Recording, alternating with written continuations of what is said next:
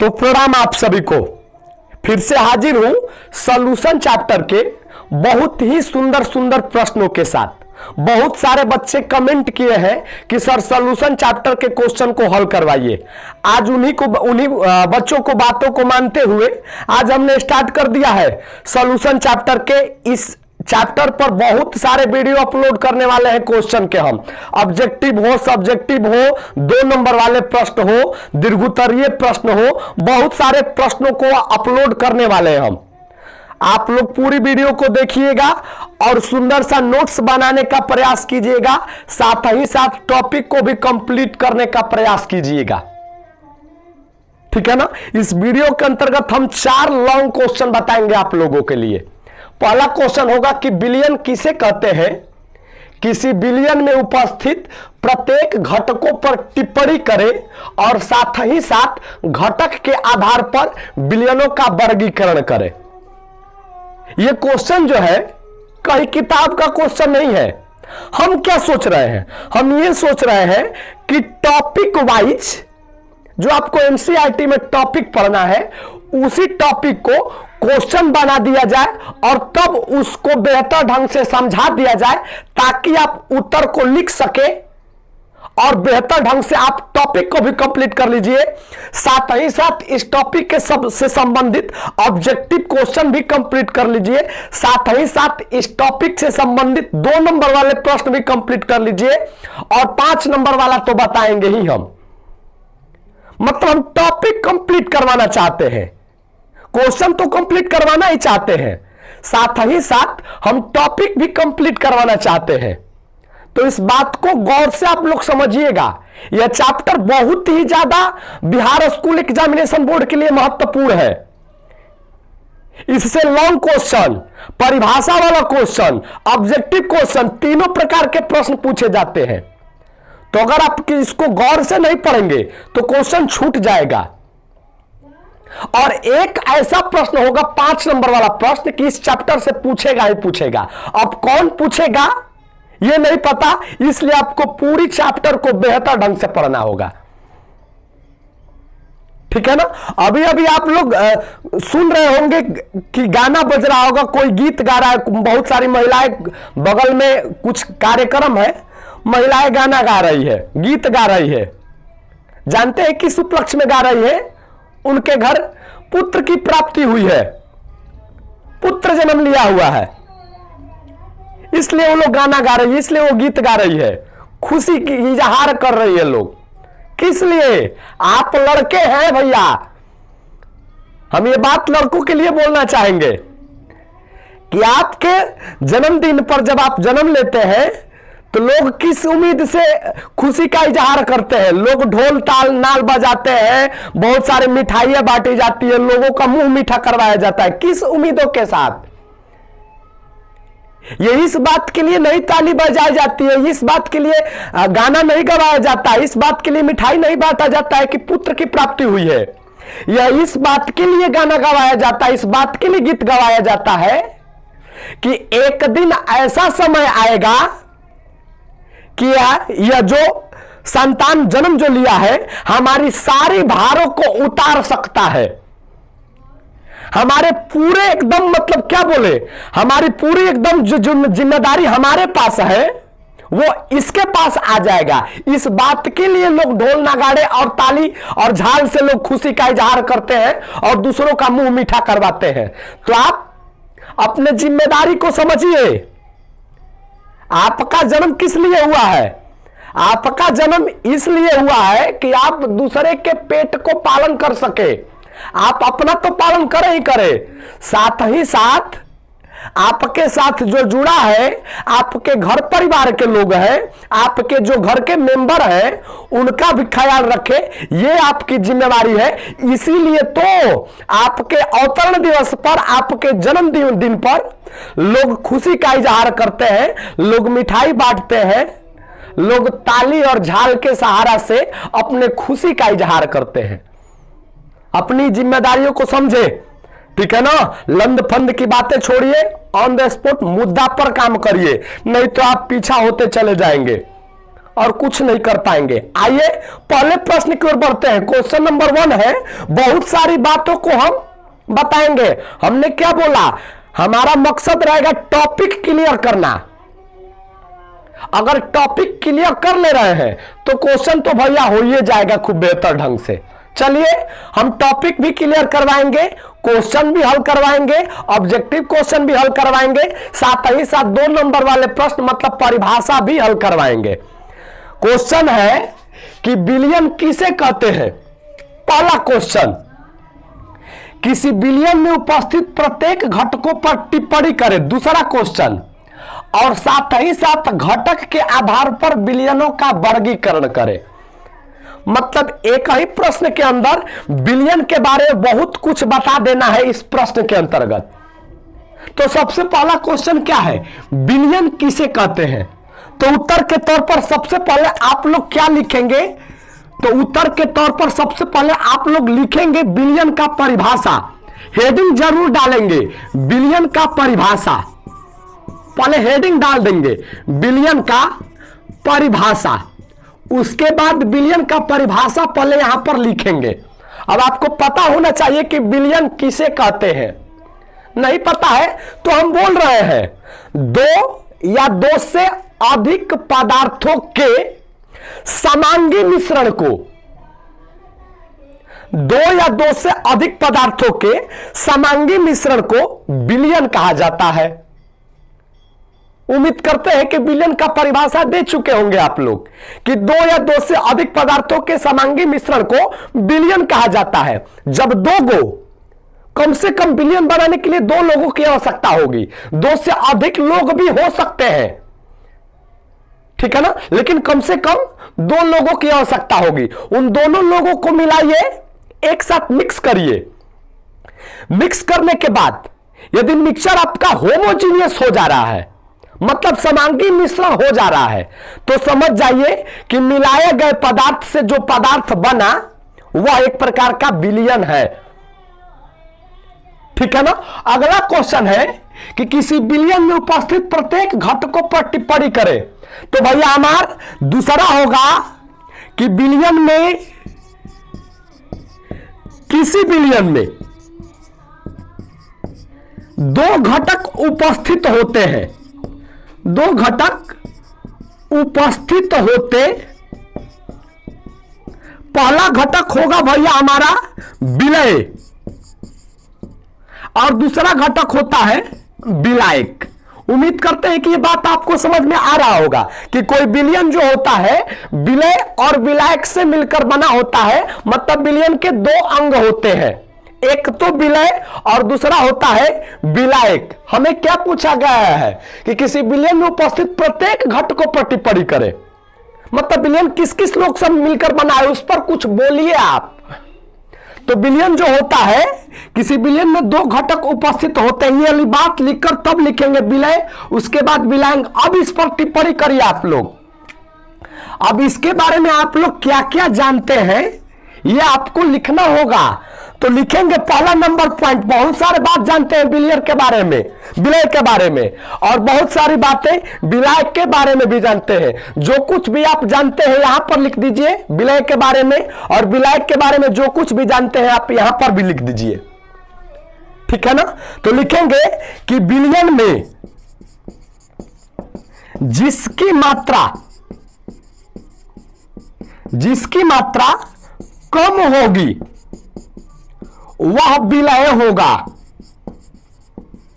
मतलब कि बिलियन में जिस पदार्थ की मात्रा कम होती है उसका नाम विलय होता है, और बिलियन में जिस पदार्थ की मात्रा अधिक होती है वह विलायक होता है। पहली बात, दोनों में मतलब कम वाले को विलय और अधिक वाले को विलायक बोलते हैं। दूसरी बात क्या लिखेंगे, तो दूसरी बात लिखेंगे आप लोग कि इसमें घुलने की क्षमता होती है, और विलायक में क्या लिखेंगे, इसमें घुलाने की क्षमता होती है। जैसे आप लोग चीनी और पानी के घोल यानी कि शरबत बनाए होंगे, तो चीनी क्या होता है, घुलता है, और पानी क्या होता है, चीनी को घुलाता है। तो कभी भी चीनी की मात्रा पानी की अपेक्षा कम होता है शरबत में। तो जिसकी मात्रा कम हुआ विलय, जिसकी मात्रा अधिक हुआ विलय। तो शरबत में भैया हमारा विलय जो होगा वह चीनी हो जाएगा, और विलायक जो होता है वह पानी हो जाता है। और चीनी का एक और भी प्रॉपर्टीज है, चीनी जो होता है पानी के अंदर घुलता है। तो लिखेंगे यहां पर कि जिसमें घुलने की शक्ति होती है, दूसरा पॉइंट लिखेंगे यहां पर कि जिसमें घुलने की शक्ति होती है। और यहां पर क्या लिखेंगे, जिसमें घुलाने की शक्ति होती है उसे विलायक कहते हैं। ठीक, तीसरा पॉइंट क्या लिखेंगे, तीसरा पॉइंट लिखेंगे कि विलायक जो होता है विलयन की अवस्था को निर्धारित करता है, जबकि विलय जो होता है अवस्था पर कोई भी प्रभाव नहीं डालता है। अब इसका मतलब क्या, जैसे देखिए विलायक शरबत में विलायक जो होगा वह पानी होता है, इसलिए शरबत भी क्या होगा, पानी के तरह होता है, मतलब लिक्विड होता है शरबत। यह कैसे निर्धारित करेंगे, तो जैसा विलायक रहेगा वैसा ही विलयन। अगर विलायक ठोस हो जा रहा है तो विलयन भी ठोस प्राप्त होगा। अगर विलायक गैस हो रहा है तो विलयन गैसीय विलयन प्राप्त होगा। अगर विलायक द्रव हो रहा है तो विलयन द्रवीय विलयन प्राप्त होगा। मतलब यह जो होता है विलायक विलयन की अवस्था को निर्धारित करता है, और यह जो होता है यह विलयन की अवस्था पर कोई असर नहीं डालता। ठीक है ना, दो प्रश्न का जवाब दे चुके हम लोग, तीसरे प्रश्न पर चलेंगे। साथ ही साथ घटक के आधार पर विलयनों का वर्गीकरण करें, मतलब कि घटक कितने कितने हैं इसके आधार पर विलयन का क्लासिफिकेशन करेंगे। तो लिखेंगे हम लोग तीसरा हेडिंग डालकर, घटक के आधार पर विलयन का वर्गीकरण, विलयन का वर्गीकरण। अगर भैया हमारा लिखेंगे घटक की संख्या और यहां पर लिखेंगे विलयन का नाम। अगर दो घटक होंगे, घटकों की संख्या कितनी हो, दो, मतलब विलयन जो है दो लोगों से मिलकर बनता है, तो ऐसे विलयन को कहेंगे हम लोग, विलयन का नाम हो जाएगा द्विअंगी विलयन, बाइनरी सॉल्यूशन इंग्लिश में। अगर घटकों की संख्या 3 तो त्रिअंगी विलयन। अगर घटकों की संख्या 4 चतुरअंगी विलयन। लास्टली 4 तक लिखिएगा, उसके बाद छोड़ दीजिएगा। उम्मीद करते हैं कि आप इस प्रश्न का जवाब बेहतर ढंग से लिख सकते हैं। बताने के बाद जरूर भाई आपने कॉपी पर लिखिएगा। अगर आप चाहते हैं कि इस चैप्टर को बेहतर ढंग से हम अपना बना ले, इस चैप्टर को बढ़िया ढंग से प्रैक्टिस कर ले, तो हमारे साथ प्रैक्टिस करिए आप लोग, और जो जो बोल रहे हैं हम वो सारी बातों को करिए। पहले इस प्रश्न को अपने बोर्ड से उतार लीजिए, उसके बाद हमने जो समझाया इसी बेस पर इस प्रश्न का उत्तर देने का कोशिश करें। आप लोग जग जीत जाइएगा, बिहार स्कूल एग्जामिनेशन बोर्ड में बेहतर अंक प्राप्त कर लीजिएगा अगर ये सारी बातों को कर ले रहे हैं आप लोग। तो चलिए प्रश्न नंबर 2 की ओर। प्रश्न 2 है कि विलयन किसे कहते हैं, विलयन कितने प्रकार के होते हैं, प्रत्येक प्रकार के विलयनों का उदाहरण देते हुए परिभाषा लिखना है। ठीक है ना, कि विलयन किसे कहते हैं, विलयन कितने प्रकार के होते हैं, प्रत्येक प्रकार के विलयनों को परिभाषित करना है और साथ ही साथ उदाहरण भी देना है। चलिए पहले आप लोगों को लिखना है कि विलयन किसे कहते हैं। उम्मीद करते हैं कि उत्तर लिख लेंगे। विलयन किसे कहते हैं, दो या दो से अधिक पदार्थों के समांगी मिश्रण को विलयन कहते हैं। उसके बाद आगे है विलयन कितने प्रकार के होते हैं। ठीक है ना, अब भैया थोड़ा समझिएगा। हम मान लेते हैं कि कोई विलयन तैयार किए हैं, दो लोगों से मिलाकर, एक तो विलायक है और एक है विलय, ठीक है ना। तो विलय भी ठोस द्रव गैस हो सकते हैं, विलायक भी ठोस द्रव गैस हो सकते हैं और विलय भी ठोस द्रव, मतलब घुलने वाला भी ठोस द्रव गैस हो सकते हैं और घुलाने वाला भी ठोस द्रव गैस हो सकते हैं। कोई दिक्कत परेशानी? जैसे देखिए विलायक मान लेते हैं ठोस है, तो विलय क्या क्या हो सकते हैं? ठोस हो सकते हैं, द्रव हो सकते हैं, गैस हो सकते हैं। विलायक को फिक्स कर लीजिए और विलायक को बार बार चेंज करते रहिए। हमने विलायक को ठोस मान लिया, विलायक को ठोस माना हमने, एकदम विलायक को ठोस हमने मान लिया। और विलय के स्थान पर क्या क्या हो सकते हैं? तो द्रव हो सकते हैं, गैस हो सकते हैं और ठोस हो सकते हैं। कोई दिक्कत परेशानी? तो जिस विलयन में विलायक ठोस और विलयन ठोस द्रव गैस हो, तो ऐसे विलयन को हम लोग ठोसीय विलयन या ठोस विलयन कहते। कोई दिक्कत परेशानी? अब यह तीन प्रकार के हो जाएंगे, मतलब ठोस विलयन जो होगा तीन प्रकार का हो जाएगा। पहला ठोस प्लस द्रव विलयन, दूसरा ठोस प्लस गैस विलयन, तीसरा ठोस प्लस ठोस विलयन। कोई दिक्कत परेशानी? इन तीनों का उदाहरण आप लोग जरूर दीजिएगा, किताब में लिखा हुआ होगा या हमने एग्जाम्पल लिखा है। अगर दिख रहा है तो लिखिए, अन्यथा आप किताब में जरूर जाकर लिखिएगा आप लोग कि जिस विलयन के अंदर विलायक ठोस हो और विलय ठोस द्रव गैस हो, तो ऐसे विलयन को ठोस विलयन कहते हैं। यह तीन प्रकार के होते हैं। पहला ठोस प्लस द्रव विलयन, दूसरा ठोस प्लस गैस विलयन, तीसरा ठोस प्लस ठोस विलयन। एग्जाम्पल आप लोग लिख लीजिएगा। दूसरा, विलायक को यदि द्रव कीजिए आप लोग, मतलब विलायक को आप लोग द्रव मान लीजिए, तो विलय के स्थान पर क्या हो सकते हैं? ठोस हो सकते हैं, द्रव हो सकते हैं, गैस हो सकते हैं। कोई दिक्कत परेशानी? ठीक है ना। तो ऐसे विलयन को द्रवीय विलयन कहते हैं। जिस विलयन में विलायक द्रव हो, विलायक द्रव हो और विलय ठोस द्रव गैस तीनों हो, तो ऐसे विलयन को द्रवीय विलयन कहते हैं। यह भी तीन प्रकार के होते। पहला द्रव प्लस ठोस विलयन, द्रव प्लस ठोस विलयन, दूसरा द्रव प्लस द्रव विलयन, तीसरा द्रव प्लस गैस विलयन। अब इसका एग्जांपल हमें याद है तो बोल दे रहा है, द्रव प्लस ठोस शरबत हो जाएगा या नमक पानी का घोल हो जाएगा। द्रव प्लस द्रव भैया ढंढनवा, पानी के अंदर एथेनॉल। तीसरा द्रव प्लस गैस, पानी के अंदर भैया हमारा CO2, ठीक है ना, पेप्सी ओप्सी कोला स्प्राइट हो जाएगा। कोई दिक्कत?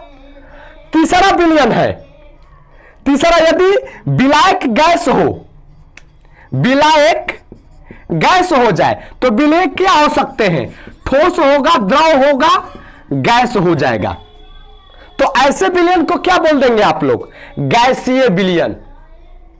तो जिस विलयन में विलायक गैस हो और विलय ठोस द्रव और गैस हो, तो ऐसे विलयन को गैसीय विलयन कहते हैं। यह भी तीन प्रकार के होते हैं। पहला गैस प्लस गैस विलयन, दूसरा गैस प्लस द्रव विलयन, तीसरा गैस प्लस ठोस विलयन। इन तीनों का आप लोग एग्जाम्पल लिख लीजिएगा। उम्मीद करते हैं कि दूसरे नंबर प्रश्न का भी उत्तर आप लोग बेहतर ढंग से दिए होंगे।